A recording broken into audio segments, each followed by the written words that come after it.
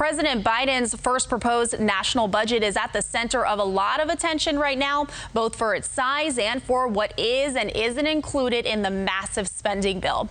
Fox News correspondent Lucas Tomlinson takes a look. President Biden thinks expanding, not shrinking the federal government is the answer to fixing the country's problems.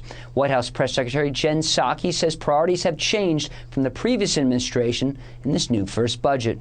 Our country is confronting historic crises, a pandemic, an economic downturn, climate change, and a reckoning on racial injustice. At the same time, we're also inheriting a legacy of chronic underinvestment, in our view, and priorities that are vital to our long-term success. So the president is focused on reversing this trend. The $1.5 trillion defense budget represents a 16% increase in domestic spending and includes $14 billion to fight climate change. But the defense budget stayed flat and will decrease when accounting for inflation. Republican Senator Joni Ernst, a member of the Armed Services Committee, took issue with the perceived snub. Quote, America's adversaries have steadily chipped away at our warfighters' technological advantages, whether it is through forced business transfers, simple traditional stealing, or development of new abilities. Now is not the time to slow investments in our national defense.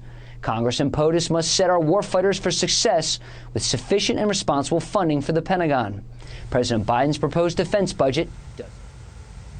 Well, the White House has proposed a separate $2.3 trillion plan to fix infrastructure.